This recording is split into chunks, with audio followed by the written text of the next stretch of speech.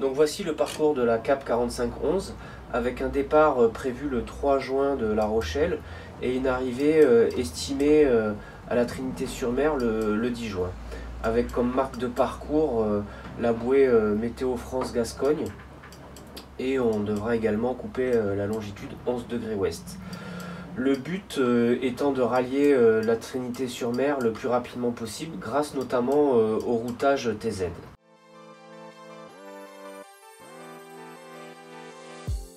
Donc pour utiliser le module routage de TZ, il faut tout d'abord télécharger des fichiers GRIB. Ici nous allons utiliser l'Iridium Go.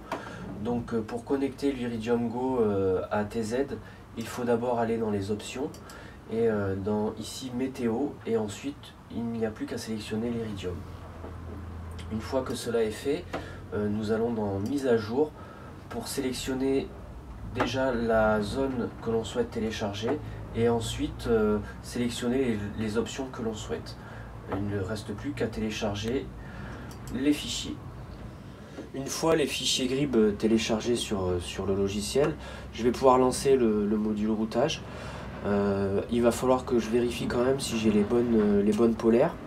Donc je vais aller ouvrir un fichier polaire, et dans fichier polaire de vent, je vais aller sur parcourir et aller chercher dans MyTime0 Polar les polaires du bateau que j'aurais téléchargé un petit peu avant. Donc je vais la sélectionner et l'ouvrir. Donc je vais pouvoir maintenant lancer le module routage. Donc je sélectionne tout d'abord la route, et ensuite je n'ai plus qu'à lancer le routage. Donc voilà, ici je sélectionne ma date de départ, l'heure, ou ma date et l'heure d'arrivée au choix. Et donc je retrouve ici le pourcentage des polaires, la profondeur minimale et les conditions maximales. Je lance ensuite le routage. Donc voilà, le routage a été effectué.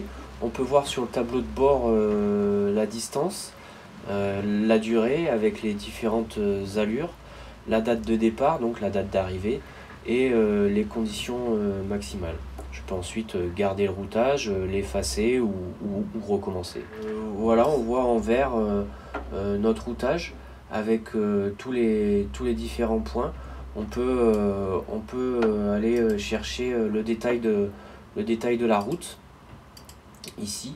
Donc on va avoir toutes les infos, les allures, les conditions météo, les angles par rapport au vent et la hauteur des vagues. Enfin il y a ici plein d'infos.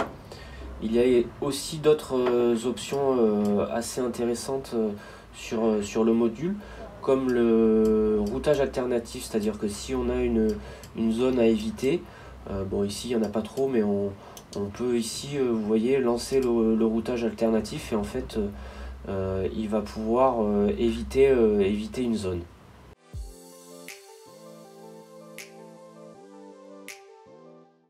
Un des avantages du logiciel, c'est que si je crée une route directe entre par exemple Roscoff et La Rochelle, je vais pouvoir lancer le module routage et il va éviter toute la terre sans que je sois obligé de créer des waypoints pour l'éviter.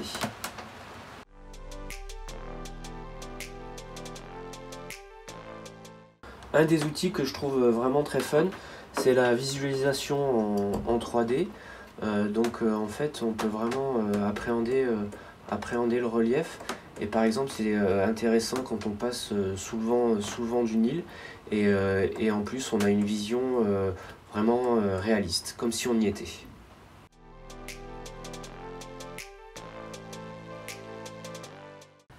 Vous avez bien compris que le routage est très important dans une course au large. Pour moi, l'avantage d'avoir TZ Navigator et TZ eBot est que j'ai le même logiciel sur deux supports différents. Mon iPad peut donc me servir d'écran déporté. Et grâce au cloud, je peux sécuriser et synchroniser mes données. Donc voilà, nous avons fait le tour. Je vous invite maintenant à me suivre sur les réseaux sociaux et rendez-vous au départ le 3 juin. Au revoir.